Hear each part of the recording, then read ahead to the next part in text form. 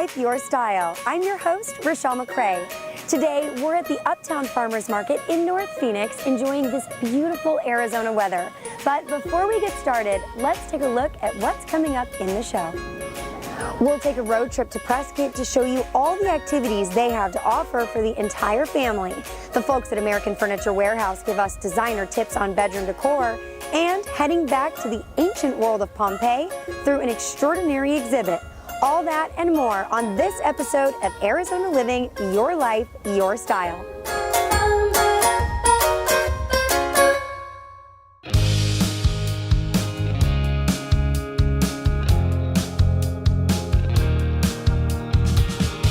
We're here at the Uptown Farmers Market, and joining me now is Bo Mostow. Bo, this market has been featured in publications all around the country, considered one of the best in the country. Tell me more about the market. Well, we are a bi-weekly farmers market open on Saturdays and Wednesdays. We have about 150 vendors on Saturday and about 80 on Wednesday. We have a Veggie Valet program that shops your produce on site. We are on a 40-acre property, so there's not really an issue with parking, which is nice. We've got a big kids area with a bounce house every Saturday. We have a workout area. There's stroller strides, there's yoga, there's meditation. There's a lot that happens here. Sounds like something for everyone, right? Yes, that's what we've tried to do. So there's a lot of vendors here. Tell me more about the vendors that come and participate. Well, all our vendors that are here every week specialize in food, plant, kitchen, or garden. We have just about everything that you need for your pantry. We have fruits and vegetables, we have coffee, we have baked goods, we have a huge vegan section and gluten-free section. Then we save about 5 booths every week for some crafters to add in, but we are predominantly a farmer's market with food, plant, kitchen, and garden.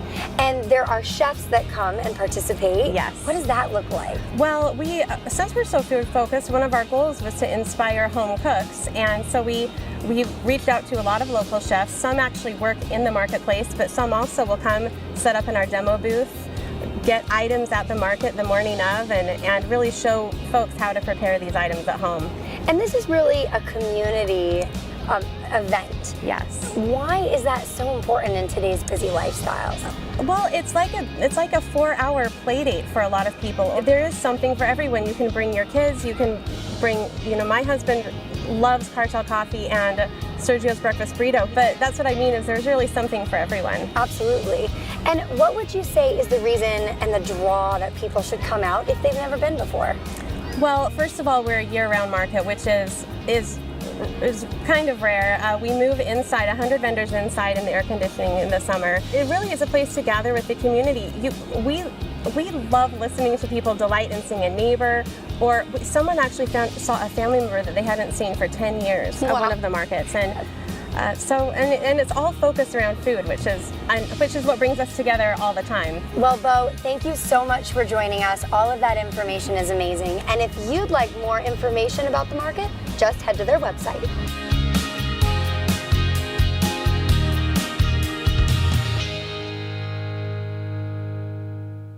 Prescott is a unique city, and one impressive thing they have to offer is the abundance of outdoor activities. Let's take a look at the Mile High City just north of Phoenix.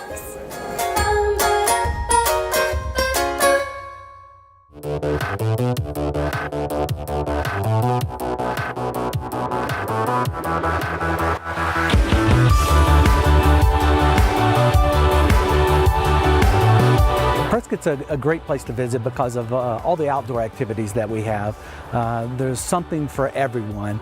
You've got trails. We have 450 miles of trails. We have 5 lakes, 16 parks, and in those areas you can find all sorts of things to do. If you're going to one of the lakes around here, one of the 5 lakes, you want to do kayaking or canoeing, you can rent a kayak or canoe at the lake. Now, if you're a little bit more of an adrenaline junkie and you want to do something a little bit different, you can go rappelling out at Watson Lake. Prescott is an outdoor enthusiast's dream. Whether you're visiting one of the 3 lakes maintained by the city or the Prescott National Forest, you'll find something for everyone of the family. The 450 miles of multi-use trails range in elevations more than 5,000 feet to nearly 6,700 feet. Well, the Circle Trail has been a dream for many years. It's from the early 90s is when the first concept came around. The Circle Trail is 54 miles long. It really goes past all our landmarks in Prescott. So it links, Thumb Butte to Granite Mountain, to Watson and Willow Lakes, and to Badger Mountain, where the P is, in Prescott, and then up to Goldwater Lake, and then back around to Thumb Butte. The Circle Trail is a non-motorized trail, so it's open to hiking, running, mountain biking, and horseback riding. Recently, the city opened an additional 3.1 miles on the Badger Mountain Trail, and work has begun on the new Granite Dells Trail. The Prescott Heritage Trail is an interactive, self-guided tour of our downtown historical artifacts, not just in the downtown actually, but throughout the city of Prescott. We're going to have over 50 locations where people can go and visit different sites and learn about the history of Prescott. We're looking at all different types of history. People can start the history trail right here in the Visitor Center for the Prescott Chamber of Commerce. They can get a map, an interactive map. They can do as much or as little of the sites as they want. One of the unique characteristics of the Heritage Trail is the hunt for history, the Prescott hunt for history. It's really more focused for children. It's to give them something interesting to do while their parents are here looking at some of our historic or heritage resources. They'll come to the Visitor Center. They'll get a map and some clues, and they'll have to go find the bronze statues throughout the downtown area. This is a way to inspire kids to learn about their own Arizona history. The weather and the climate here is a world away from down in the valley. We have 4 mild seasons, and our average annual temperature is only 70 degrees. Depending on what you're looking for, if you're looking to get away, we can do that for you, and you don't have to go very far to do that.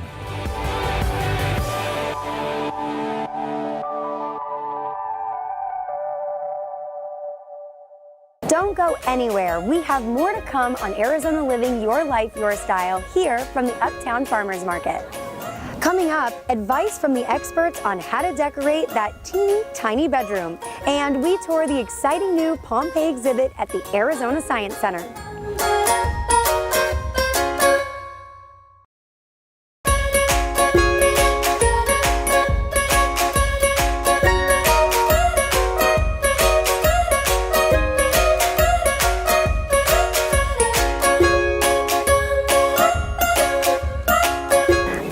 Furniture Warehouse shows us how to decorate a small bedroom space with ease using the right furniture. Hi, I'm Ashley Kaminsky, a buyer at American Furniture Warehouse, and we're talking about small space bedrooms.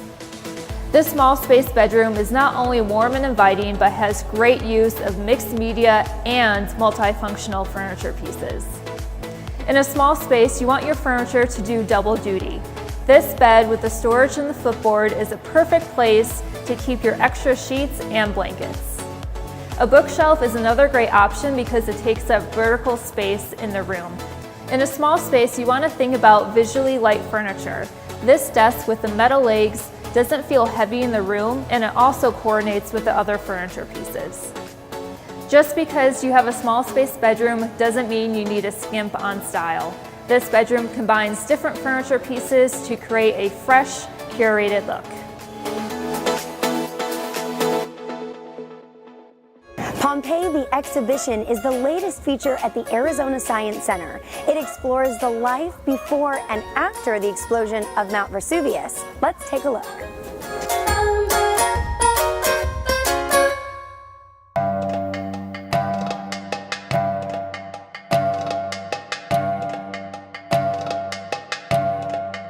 So Pompeii the exhibition here at Arizona Science Center is extremely spectacular, and we're thrilled to bring it to the community. We have more than 200 authentic artifacts straight from the National Archaeological Museum in Naples. These pieces were taken right from Pompeii, which is a city that was buried by Mount Vesuvius in 79 AD and sealed like a time capsule because it was buried. And it wasn't rediscovered for almost 2,000 years. So these pieces are giving us a glimpse into history.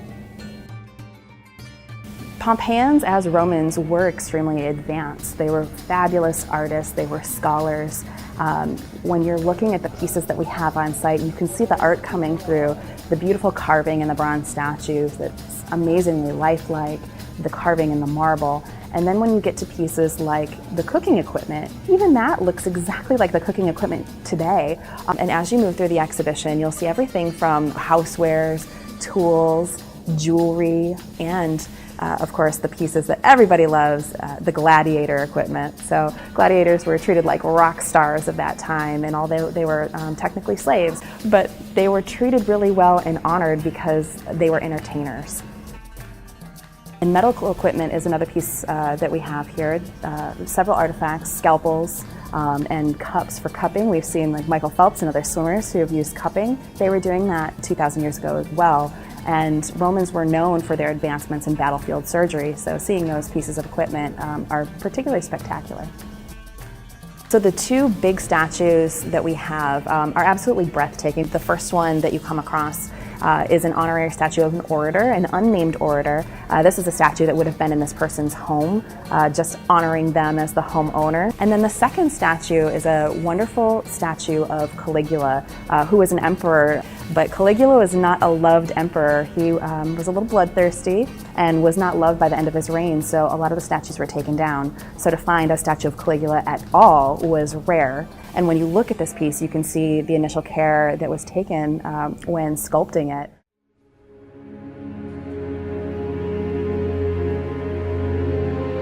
We mentioned that Mount Vesuvius covered Pompeii in its entirety, sealing it like a time capsule. And unfortunately, there were about 2,000 people who didn't make it out of the city.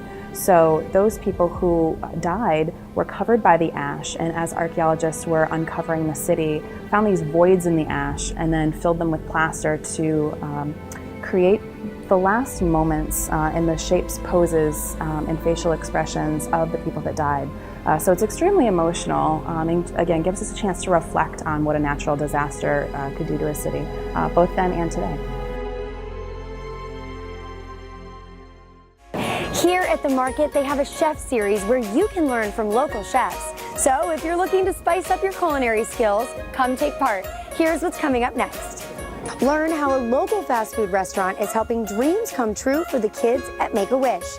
And do you have too many veggies or citrus in your garden? We'll tell you about a way that you can sell them to the community.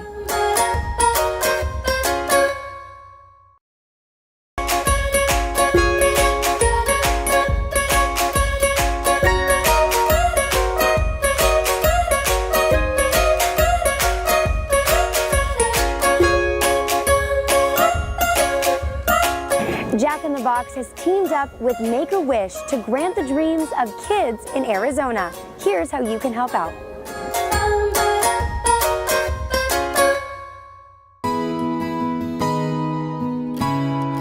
Jack in the Box is one of the oldest quick-serve restaurant chains in the nation. Actually credited with the first drive-thru ever, believe it or not. It's very strong here in Phoenix, Arizona. They have a lot of locations, just under 140 locations in the Phoenix, Arizona area. This all started, I think, 5-6 years ago, and it was just we wanted to grant a wish for a child at Make-A-Wish. So it was just our employees.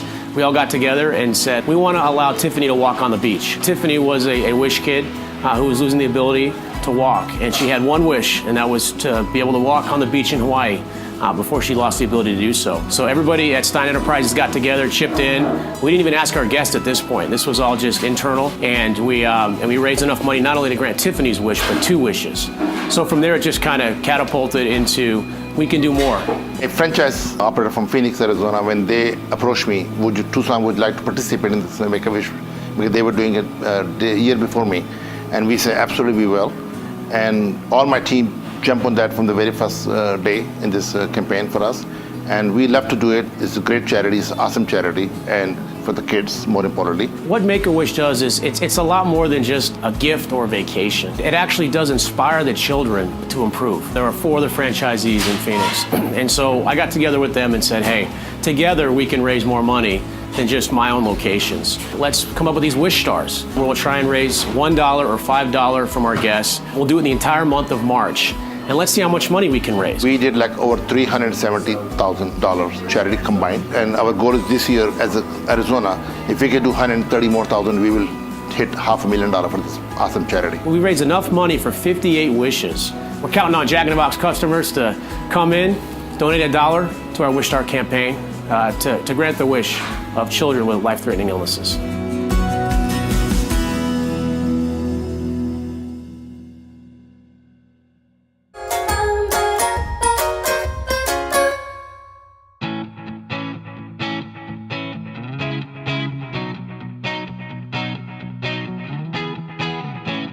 We're back at the Uptown Farmers Market, and joining me now is Chip Satterland. Chip, thank you so much for joining us today. Now, you are in charge of the Community Exchange. Can you tell us a little bit more about that? Sure. The Community Exchange is we have a market booth down at the Uptown Market here, as well as other markets in town, where gardeners, community, schools, and market growers can bring their produce in, and we supply the equipment, the tents, the insurance, and we sell your produce for you, or the veggies and fruits. Now, why is a co-op like this so important to backyard growers?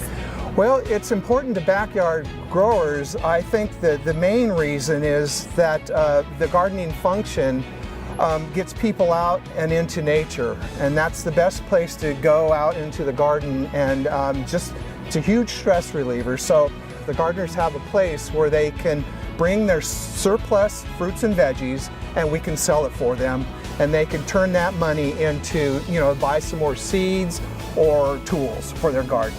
What would you say is the type of items that people can expect here? In this season, citrus is good. We have many varieties of citrus: lemons, blood oranges, grapefruit, all kinds of colors of grapefruit. Dates are doing good at our booth. Throughout the year, we have customers come in and ask, they check with us first when they come into the markets because of the exotic things that we can produce. Okay. And meaning like sugar cane, when we have a grower that brings in sugar cane, and I don't know of anybody else that might have sugar cane, but there's a lot of things, because in a garden you can be more diverse. It's not a monocropping, you can grow what you want to grow. Right. Now, what about people that are backyard growers that would like to sell here? What type of advice do you have for them? Well, it's probably best to start with Community Exchange, because we provide all the equipment. We give assistance to the grower on how to market their produce, and we take care of all the expenses involved with it. We provide the table manager or the clerk, and we can sell it for you. Chip, this is all great information. Thank you so much for joining us. And if you guys would like to learn more about the Community Exchange, just head to their Facebook page.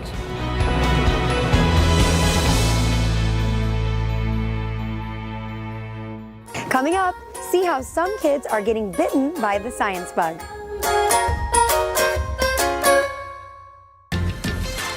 For more great videos highlighting all that's happening across Arizona, visit yourview.com.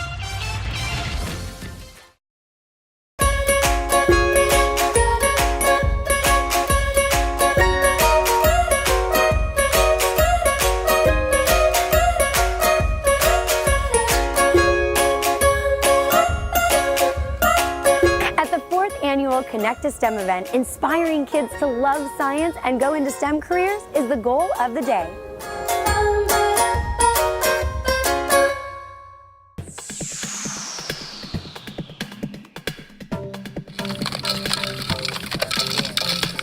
This is the 4th annual Connect to STEM event. It's a partnership, Cox Communications, and the University of Arizona College of Medicine here in downtown Phoenix.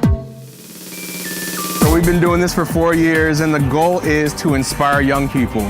We want to introduce them to all things STEM: science, technology, engineering, math, and medicine, to inspire them to see themselves doing something within one of these fields. So we'll have over 10,000 people here today doing a lot of hands-on activities involving STEM. It's easy to reflect back about 5 years ago when Sheldon from Cox and I sat down and said, hey, what do you think about putting together a STEM event for kids? And we really just had a dream, and to look at this dream come true 4 years later, and to have 10,000 of our closest friends with us here today in downtown Phoenix, it really warms our heart, and it's just exciting to see the kids get inspired by something new, to meet a medical student for the first time. I've even heard that there are kids here today that have never been on a university campus before. So we're really proud to open up the doors of the University of Arizona and make sure that everyone feels welcome to come in. Year in and year out, we get nothing but positive feedback from mainly parents saying, I'm so glad you put on an event like this where I could bring my children and expose them to things they've never seen before. We want to inspire them to really envision themselves in a career field touching STEM, So one day, they'll be the innovators of the future and doing new and innovative things for our community. Each year we try to grow it. We try to bring more to the community, but we also try to bring the community to the event. Students and young people have the opportunity to learn how to suture. But the same equipment that they would use as a student here is the same equipment that young people today have the opportunity to touch and feel and learn all about and ask questions. What does this do? And does your leg really do that? And so that makes it really fun to see. One of the things that I love about this event is the way kids can get their hands on and touch things. For example, Lego has a whole table set up with all of their Legos, getting kids involved with engineering. You know, how do you build things? Our friends from Westwood Robotics have brought their high school team to teach young people about how to build a robot, you know, what it takes to compete in competitions. So it's our duty as adults in the community to cultivate that inspiration and that exploration and really get young people involved. And so I really celebrate, I'm really proud of our Phoenix community because I think we're doing a great job. It's invaluable. They get to learn by being hands-on, and that's what we try to do at Connect STEM every year. We'd like to thank everyone here at the Uptown Farmers Market. We truly enjoyed our time. And I encourage you to head out to your local farmers market and support local businesses. Another bonus when you come to the Uptown Farmers Market is their Veggie Valet service. On Saturdays, if you buy fruit or veggies here at the market, you can have them chopped, sliced, or diced on site. This free service is made possible by a partnership with Careers Through Culinary Arts program that sends high school students to culinary school through scholarships. Take advantage of this great service, and donations are appreciated. Thanks for joining us, and we'll see you next time on Arizona Living, Your Life, Your Style, where we help you live your best life.